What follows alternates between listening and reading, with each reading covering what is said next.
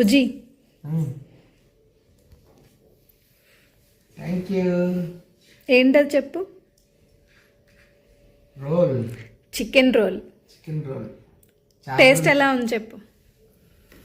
నువ్వు బయట తింటాను అంటున్నావు కదా, అందుకని ఇంట్లో చేసా.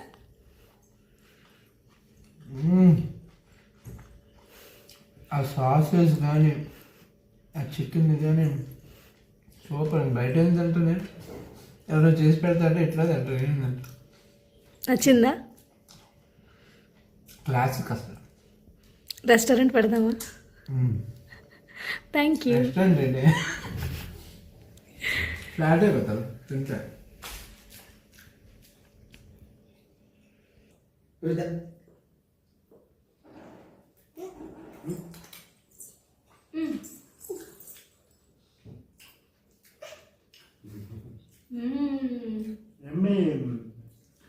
సూపర్. అలా కాదమ్మా, నిజంగా చికెన్ రోల్ అంటే చికెన్ రోల్ లానే ఉంది. బయట సాసెస్ మైనస్ వేస్ట్ చేస్తారు కదా రోల్స్, అవి హెల్త్కి అంత మంచిది కాదు. మా హస్బెండ్ ఎప్పటి నుంచి ఇంట్లో అడుగుతున్నారు, సో అదే టేస్ట్ వచ్చేలాగా ఇంట్లో ఎలా ట్రై చేయాలని చెప్పి చాలా ఆలోచించాను. సో సేమ్ టేస్ట్ అంతకు మించి ఎక్కువగానే వచ్చింది. డెఫినెట్గా ఇంట్లో ట్రై చేయండి, మీకు అయితే సూపర్ గా నచ్చుతుంది. అంటే బయట అన్హెల్దీ ఫుడ్ తినే కంటే హెల్దీగా ఇందులో ఎలాంటి మైనీస్ కానీ సాసెస్ కానీ ఏమి యాడ్ చేయలేదు. చాలా టేస్టీగా ఉంటుంది. ట్రస్ట్ మీ, ట్రై చేయండి ఒకసారి. మా ఫ్రెండ్ జ్యోతి కుమార్ లాంటి ట్రై చేయొచ్చు, ఫిట్నెస్ ఫ్రీ కాదు. సో ట్రై చేయొచ్చు, ప్యూర్ ప్రోటీన్ అండి ఇది. ఓకే. సో ప్రిపేర్ చేసే వాళ్ళకంటే కూడా తిని టేస్ట్ చెప్పే వాళ్ళు అయితే కొంచెం నమ్ముతారు కదా, సో అందుకని చెప్పి వీడియో చేశాను. సో మొత్తానికి ఈ చికెన్ రోల్స్ ఎలా ప్రిపేర్ చేసుకోవాలో చూసేయండి. ఫస్ట్ అయితే ఒక బౌల్లో 1 కప్పు గోధుమ పిండి తీసుకుంటున్నాను. చాలామంది రోల్స్ కోసం అయితే మైదా యూస్ చేస్తారు. సో అందులోని టేస్ట్ కోసం కొంచెం సాల్ట్, అలాగే కొంచెం నెయ్యి వేసుకొని ఒకసారి మిక్స్ చేసుకోవాలి. ఇందులో ఓన్లీ నెయ్యే కాదు, బటర్ కూడా యాడ్ చేయొచ్చు, లేదంటే ఆయిల్ కూడా వేసుకోవచ్చు. ఏంటంటే రోటీ ఇక్కడ మనకి స్మూత్గా రావాలి, అందుకోసం మాత్రమే ఇది యాడ్ చేస్తాము. తర్వాత ఇందులో కొంచెం కొంచెం వాటర్ వేసుకొని మెత్తగా గోధుమ పిండి ఇప్పుడు మనం ఎలా అయితే రోటీస్కి ప్రిపేర్ చేసుకుంటామో అలా కలుపుకోవాలన్నమాట. బేసికల్గా మనం రోటీస్ కానీ చపాతీలు కానీ చేసుకుంటే కొంచెం ఎలా లావుగా చేసుకుంటాం కదా, కానీ రోల్స్కి అంత లావుగా చేయకూడదు అనమాట. చాలా పల్చిగా పాముకోవాలి. ఆ పాముకున్నప్పుడు పీట కతుక్కోకుండా నీట్గా వచ్చేయాలి అంటే కొంచెం గీ కానీ బటర్ కానీ అలాగే ఆయిల్ కానీ యాడ్ చేసుకొని కలుపుకుంటే కొంచెం స్మూత్గా వస్తుంది మనకి. సో ఇలా పిండి మొత్తం కలిపేసుకున్నాక దీన్ని మూత పెట్టేసుకొని ఒక అరగంట పక్కన పెట్టేసుకుందాం. ఇప్పుడు ఇంకొక బౌల్లోకి ఒక 2 గుప్పిళ్ళ వరకు జీడిపప్పు వేసుకోవాలి. ఈ జీడిపప్పుని కూడా ఒక అరగంట పాటు పిండితో పాటు నానబెట్టుకొని పక్కన పెట్టేసుకుందాం. ఇప్పుడు మనకి మెయిన్గా చికెన్ రోల్స్ కోసం చికెన్ కావాలి కదా, సో ఆ చికెన్ చూపిస్తాను. ఇప్పుడు నేను 1/2 కిలో బోన్లెస్ చికెన్ తీసుకున్నాను. ఇది కంప్లీట్గా బోన్లెస్ అనమాట. ఇది నేను ముందు రోజు తెచ్చుకున్నాను కాబట్టి మ్యారినేషన్ చేసి ఫ్రిడ్జ్లో పెట్టేసుకున్నాను. సో ఈ 1/2 కిలో కోసం ఇందులో ఏమేమి వేసుకోవాలో చెప్తాను. ఇప్పుడు 1 టీ స్పూన్ కారం, 1 teaspoon salt, 1/2 teaspoon అల్లం వెల్లుల్లి paste, 1/2 teaspoon chicken masala, 1/4 teaspoon garam masala, 1/4 teaspoon పసుపు, 1 టీ స్పూన్ ధనియాల పౌడర్, అలాగే కొంచెం కొత్తిమీర వేసుకొని మొత్తం మిక్స్ చేసుకొని మ్యారినేషన్ చేసుకొని ఆల్రెడీ ఫ్రిడ్జ్లో పెట్టి ఉంచానమాట. దాన్ని ఇప్పుడు మీకు తీసి చూపిస్తున్నాను. అలా కాదు అప్పటికప్పుడు చేసుకుంటామంటే కనుక ముందుగా తెచ్చేసుకొని ఒక 1 అవర్ అలాగా మ్యారినేషన్ చేసి మొత్తం అన్నీ మిక్స్ చేసుకొని పక్కన పెట్టుకొని ఆ తర్వాత చేసుకుంటే చికెన్ మంచిగా నానుతుంది. ఇప్పుడు స్టవ్ పైన ప్యాన్ పెట్టుకొని అందులో కొంచెం ఆయిల్ వేసి ఆ ఆయిల్లోని ఇప్పుడు మనం ఏదైతే చికెన్ మిక్స్ చేసుకున్నామో అది ఇందులో వేసేసుకొని లో టు మీడియం ఫ్లేమ్లో మీకు పెట్టుకొని దీన్ని ఒక్కసారి మొత్తం అంతా అడ్జస్ట్ చేసి పైన మూత పెట్టేసుకొని లో టు మీడియం ఫ్లేమ్లోనే కంప్లీట్గా దీన్ని కుక్ చేసుకోవాలి. ఇలా లో టు మీడియం ఫ్లేమ్లో పెట్టి ఉడికిస్తే మాత్రం ఒక 10 మినిట్స్కి మొత్తం ఇలా వాటరీగా అయిపోతుంది. అప్పుడు మరొకసారి మూత తీసుకుని ఒకసారి కలిపేసుకొని మళ్ళీ మూత పెట్టి సేమ్ ఫ్లేమ్ అడ్జస్ట్ చేసుకొని దీన్ని ఫ్రై చేసుకుంటే మొత్తం వాటర్ అంతా ఇంకిపోయి మంచిగా ఉడికిపోతుంది చికెన్. అప్పుడు స్టవ్ ఆఫ్ చేసుకొని దీన్ని సపరేట్గా ఇంకొక బౌల్లోకి వేసేసుకుందాం. ఇక్కడ నాకు చికెన్ పీసెస్ కొంచెం పెద్దగా అయిపోయినాయి కాబట్టి నేను దీన్ని సపరేట్గా చేసుకొని మళ్ళీ చిన్న చిన్న పీసెస్గా కట్ చేసుకుంటాను. ఇది చల్లారే వరకు పక్కన పెట్టేసుకుంటా.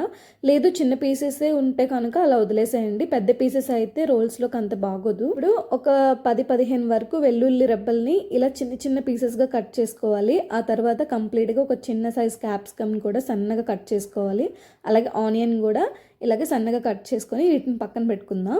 ఇప్పుడు ఒక మిక్సీ జార్ తీసుకొని మనం ఏదైతే సోక్ చేసుకున్నాం కదా జీడిపప్పు, దాన్ని వేసేసుకొని అందులోని ఒక 3 టేబుల్ స్పూన్స్ గడ్డ పెరుగు వేసుకోవాలి. ఇప్పుడు ఇందులో మనం వేసుకుంటున్న పెరుగు అస్సలు పులవకూడదండి, పుల్లగా అంటే ఉండకూడదు. అది మాత్రం చూసుకోండి, టేస్ట్ పాడైపోతుంది. ఈ పెరుగు వేసుకున్న తర్వాత ఇందులో 1.5 టీ స్పూన్ షుగర్ వేసుకోవాలి. ఈ మెయిన్గా చికెన్ రోల్ కోసం ఈ జీడిపప్పు, పెరుగు, ఈ షుగర్ వేసుకున్న పేస్ట్ ఏదైతే ఉందో అదే టేస్ట్ అంతా ఇది ఒక్కటే ఇస్తుందండి. సో దీన్నే మంచిగా ప్రిపేర్ చేసుకోవాలి. తర్వాత ఇప్పుడు నాకు ఇక్కడ చికెన్ చల్లగా అయిపోయింది. సో చిన్న చిన్న పీసెస్గా కట్ చేసుకుంటున్నాను. పెద్ద పీసెస్ ఉన్న ప్రాబ్లం ఏం లేదండి, కాకపోతే చిన్నగా ఉంటేనే రోల్స్కి తినడానికి బాగుంటుంది. కానీ చెప్తున్నానండి, రియల్గా ఇది ఒక్కసారి ట్రై చేశారంటే మాత్రం బయటికి వెళ్ళి రోల్స్ అస్సలు తినరు, ఇంట్లోనే ప్రిపేర్ చేసుకుంటారు. అసలు సాసెస్ కానీ మైనీస్ కానీ ఇలాంటివి ఏమి ఉండవు. టేస్ట్ మాత్రం ఎక్సలెంట్గా వస్తుంది. సో ఇలా తీసుకున్నాను కదా, ఇప్పుడు మళ్ళీ అదే ప్యాన్లోని కొంచెం ఆయిల్ వేసుకొని అందులో ఫస్ట్ ఇప్పుడు మనం కట్ చేసుకున్నాం కదా వెల్లుల్లి, అవి ఫస్ట్ వెల్లుల్లి వేసుకొని ఆ తర్వాత వెల్లుల్లి వేగినాక ఈ క్యాప్సికమ్, ఆనియన్ కూడా వేసుకొని కొంచెం ఫ్రై చేసుకోవాలి. మరీ మెత్తగా వేగిపోకూడదు, కొంచెం జస్ట్ అలాగా వేగాలంతే. ఆ తర్వాత ఇప్పుడు కట్ చేసుకున్న ఈ చికెన్ పీసెస్ని కూడా ఇందులో వేసుకొని మొత్తం ఒకసారి బాగా మిక్స్ చేసుకోవాలి. చికెన్ ఆల్రెడీ కుక్ చేసుకున్నదే కాబట్టి ఎక్కువ టైం ఏం కుక్ చేసుకునే అవసరం లేదు. ఈ రెండు కంప్లీట్గా మిక్స్ అయ్యేంత వరకు మాత్రం కలుపుకుంటే సరిపోతుంది. ఇప్పుడు మనం ఏదైతే పేస్ట్ ప్రిపేర్ చేసుకున్నాం కదా, క్యాషు పేస్ట్, దాన్ని ఇందులో వేసేసుకోవాలి. ఇప్పుడు ఇది వేసుకున్నాక మాత్రం మొత్తం కంప్లీట్గా లో ఫ్లేమ్లో పెట్టి బాగా కలుపుకోవాలి. ఇఫ్ ఇన్కేస్ స్టవ్ ఆఫ్ చేసి కలిపినా కానీ ఈ క్యాషు పేస్ట్ ఏమవుతుందంటే దగ్గరగా అయిపోయి కొంచెం గట్టిగా అయిపోతుంది. సో లో ఫ్లేమ్లో పెట్టి కంప్లీట్గా అలా కలుపుకుంటూనే ఉండాలి. లేదు పేస్ట్ కొంచెం మనకి గట్టిగా అనిపిస్తుంది అనుకుంటే కనుక ఒక టీ గ్లాస్ వరకు వాటర్ వేసుకొని ఇగో ఇలా ఈ కన్సిస్టెన్సీ రావాలన్నమాట. ఇక్కడ నేను చూపిస్తున్నట్టు ఇలా వచ్చేంత వరకు మిక్స్ చేసుకోండి అలాగా. ఆ తర్వాత దాన్ని పక్కన పెట్టేసుకొని మనం ఏదైతే గోధుమ పిండి రోటీ కోసం మిక్స్ చేసుకున్నాం కదా, దాన్ని ఒకసారి మళ్ళీ కలిపేసుకొని మనకి ఏ సైజులో రోల్ కావాలో దానికి తగ్గట్టు బాల్స్ ప్రిపేర్ చేసుకొని పక్కన పెట్టేసుకొని ఒక్కొక్క దాన్ని కూడా ఇప్పుడు రోల్స్ లాగా చేసుకుందాము.